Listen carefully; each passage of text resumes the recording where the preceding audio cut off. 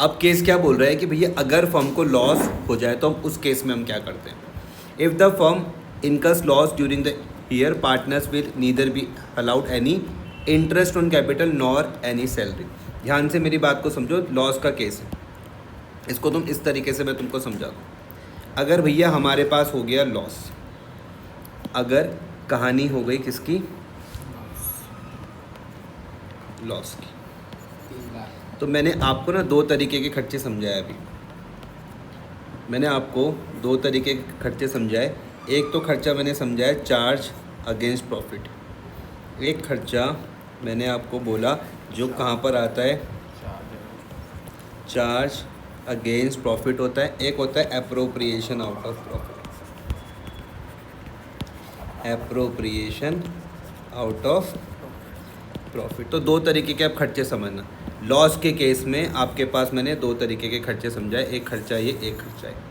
अगर ध्यान से मेरी बात को समझो कि हम दोनों पार्टनर हैं, लेकिन हमने भैया एक मैनेजर रखा हुआ और हम उसको कहें कि भाई इस महीने तो हमारा हो गया नुकसान, हम तुझको सैलरी नहीं देंगे, तो मान जाएगा?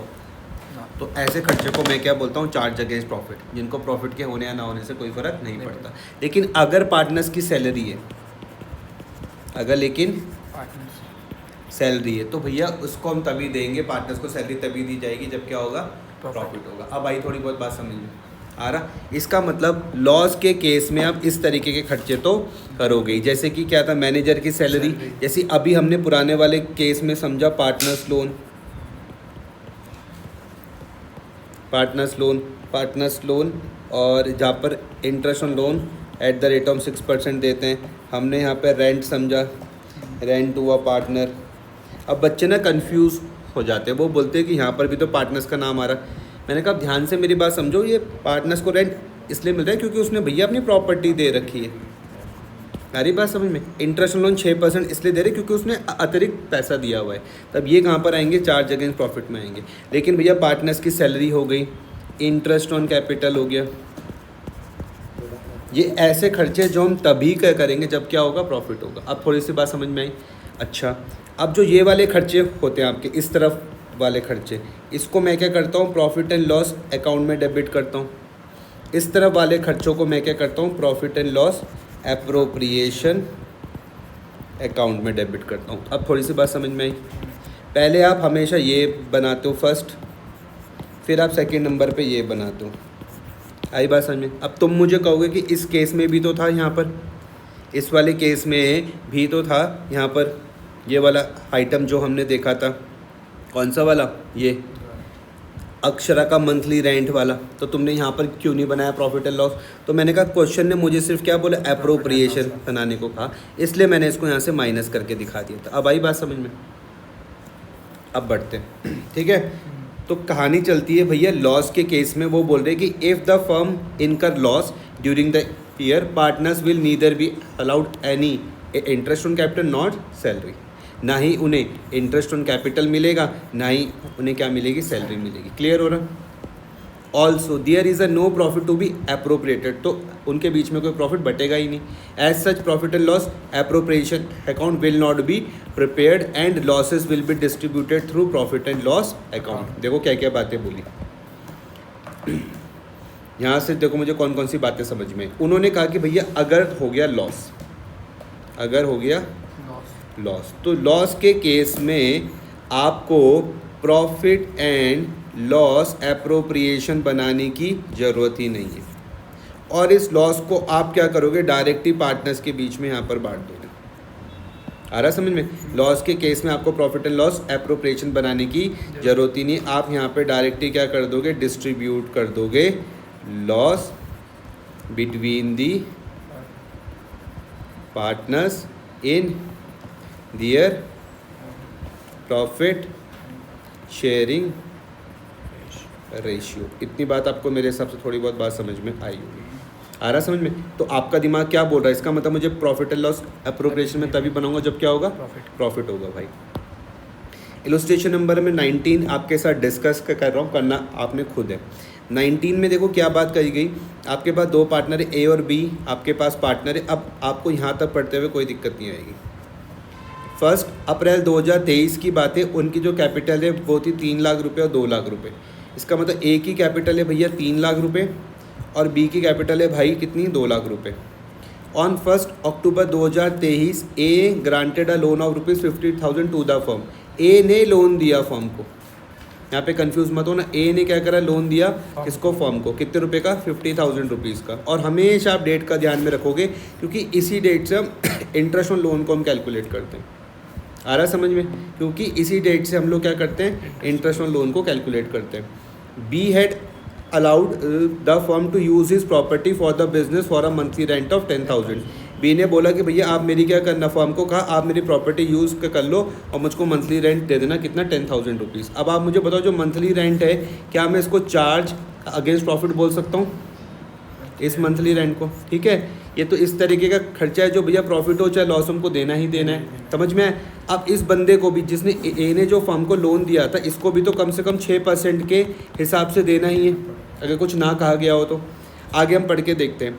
इंटरेस्ट पार्टनरशिप डीड हमको ये भी बोल रही है कि इंटरेस्ट ऑन कैपिटल देना है 9% पर एनम के हिसाब से। अब ध्यान से मेरी बात को समझना, इंटरेस्ट ऑन कैपिटल किसको दिया जाता है, पार्टनर्स को। इंटरेस्ट ऑन कैपिटल मेरे पास कहाँ पे है, ऐसा खर्चा है जिसको मैं बोलता हूँ एप्रोप्रिएशन आउट ऑफ प्रॉफिट। अब तुम बोलोगे भाई इसका क्या मतलब है, मैंने कहा इंटरेस्ट ऑन कैपिटल तभी दिया जाएगा जब क्या होगा, प्रॉफिट होगा।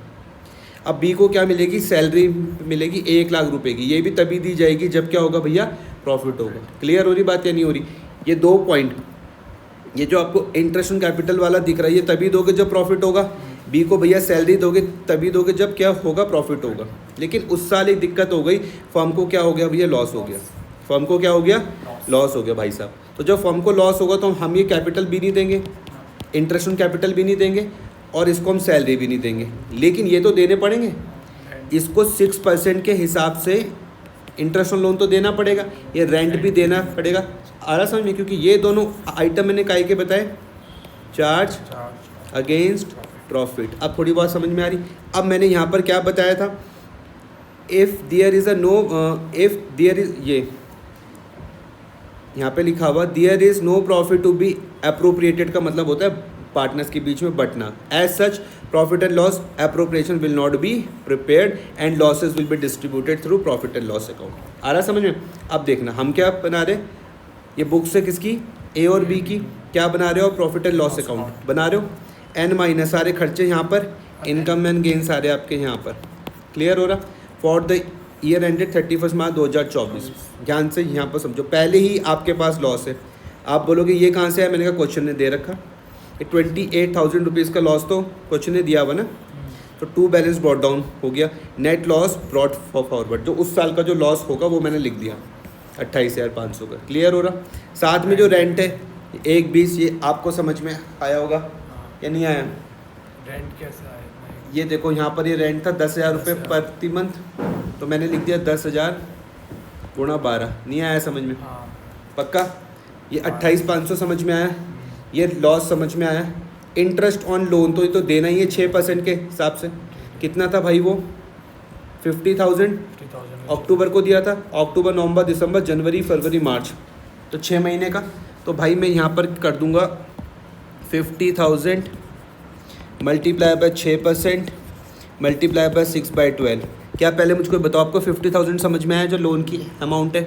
6/100 रेट समझ में आया, 6/12 समझ में आया क्योंकि अक्टूबर से काउंट करा। तो जब आप इसको सॉल्व करोगे तो आपके पास क्या आ जाएगा, 50,000 multiply by 6% multiply by 6 divided by 12, कितना आ जाएगा, 1,500 रुपये। अब मेरी बात समझ में आई? अब इसको जरा ध्यान से देखना और बताना जो भी बात आपको नहीं समझ में आए, मैं फिर से समझाता हूँ।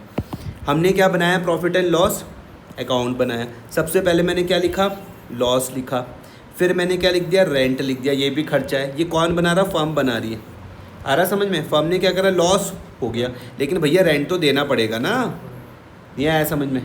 इंटरेस्ट लोन 6% तो देने पड़ेंगे ना। तो इन दोनों खर्चों को मैंने क्या नाम दिया, इनको मैंने नाम दिया चार्ज अगेंस्ट प्रॉफिट। क्या दिया, चार्ज। आ रहा समझ में? चार्ज अगेंस्ट प्रॉफिट में मैं ऐसे खर्चों को दिखाता हूँ जिनके प्रॉफिट के होने या ना होने से कोई फ़र्क नहीं पड़ता। फिर मैंने 1,50,000 रुपये यहाँ पर लिखे होंगे और यहाँ पर भी मैंने 1,50,000 लिखे होंगे। क्लियर हो रहा? और इस 1,50,000 को मैंने इनके बीच में बांट दिया। कोई रेशो जब नहीं दिया हुआ रहता तो मैं इक्वली बांट देता हूँ। आया भाई साहब समझ में? कोई दिक्कत तो नहीं है? पक्का? नेक्स्ट क्लास में हम चर्चा करेंगे इलस्ट्रेशन नंबर 20 से आपके साथ, ठीक है? करो ये वाला क्वेश्चन।